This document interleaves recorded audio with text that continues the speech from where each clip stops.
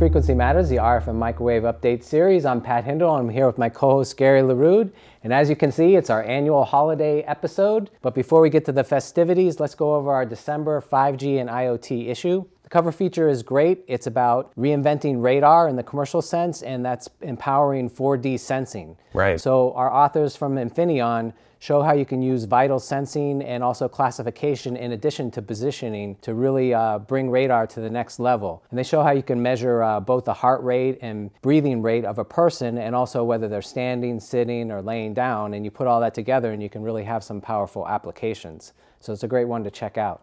Yeah, very interesting applications. What do we have for other stories? We have 3 other articles. One is a special report by Sherry D. Tomasi of Keysight Technologies. She talks about navigating the 5G new radio standards.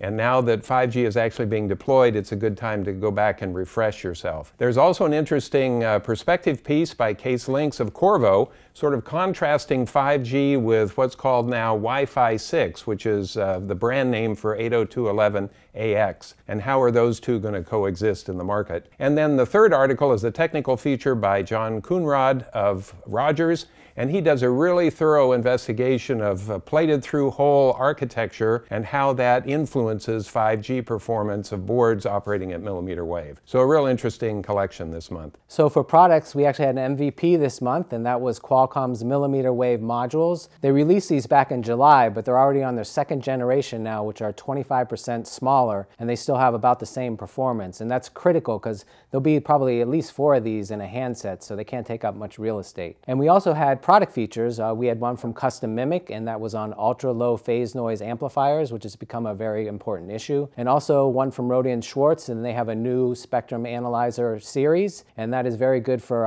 5G new radio analysis. So lots of products. How about tech briefs? So we have 2, one from Guzik Technical Enterprises. This is an interesting one, a digital equalization for millimeter wave analog up and down converters. And the second from Radial, expanding their electromagnetic switch line with a couple additions, a single pole 4-throw and a single pole 6-throw switch operating out to 50 gigahertz, and both of those are terminated. And with 5G being a hot topic this year and everybody rushing to market to get their products made, we heard that Santa is actually helping build out some of the 5G products. So we thought we would move on over to his workshop in the North Pole and maybe see what's going on there. And inspired by Professor Ted Rappaport, who predicted smartphones might be available by this Christmas, we thought we'd sing you a new version of A Christmas Carol. All I want for Christmas is my 5G phone, my 5G phone, yes, my 5G phone.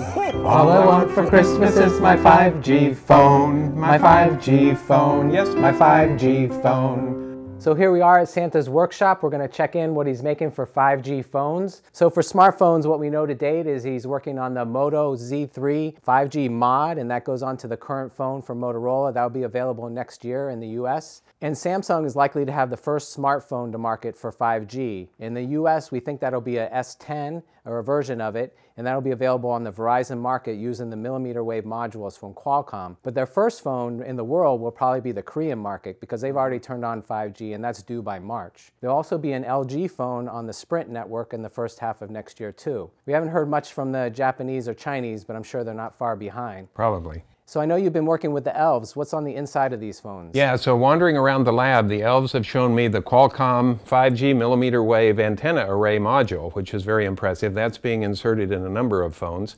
And then we also saw for sub-6 gigahertz applications, there's a Qorvo 5G front-end module at 3.5 gigahertz. This was the first one announced well over a year ago. And then Skyworks has their Sky 5 platform, which is actually a menu of functions, power amplifiers, receivers, and filters that they can mix and match to fit the particular 5G band. So a lot of activity going on in the workshop. Yeah, we had talked to Kevin Walsh about the Sky 5 platform not too long ago. Right. Very impressive. And so Verizon was the first to launch 5G, and that was in the form of fixed wireless access, and that uses millimeter wave technology and the Samsung devices, and that was in the US in October. And this will be followed shortly by AT&T, and they'll be launching a mobile internet browsing device from Netgear. And then next year we're likely to see an HTC hub device on the Sprint network. So a lot going on. What do we see on the infrastructure side as far as products? In the other lab, we saw the Anokiwave Ball Aerospace phased array antennas that they're using to demonstrate 5G at millimeter wave. These cover several bands, and they have either 128 or 256 arrays. Also recently, Fujitsu announced a 128 element array operating at 28 gigahertz. This will do 4 simultaneous beams, and we saw that being transitioned into production in one of the labs. Also recently, Qorvo announced a 28 gigahertz FEM. This is pretty interesting. Single GaN device, single GaN MMIC that has all the TR functions. And this, as operates at 28 gigahertz, complements the 39 gigahertz product that they announced about a year ago. Yes, interesting mix of GaN versus the fully integrated silicon approach. It'll be interesting to see which one works best, or if one's suited better for one application or another. Right, exactly. And then there's a super secret lab. The elves wouldn't let me into it, but we understand that Analog Devices, MACOM, Movandi, and IDT are all working on 5G millimeter wave products.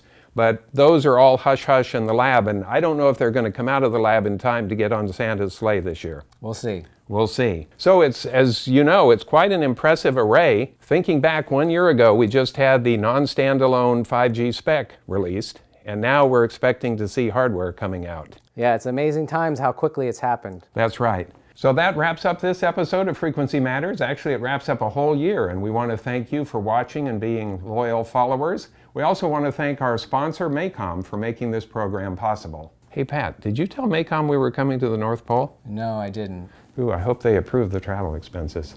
Happy holidays. And we'll see you next year.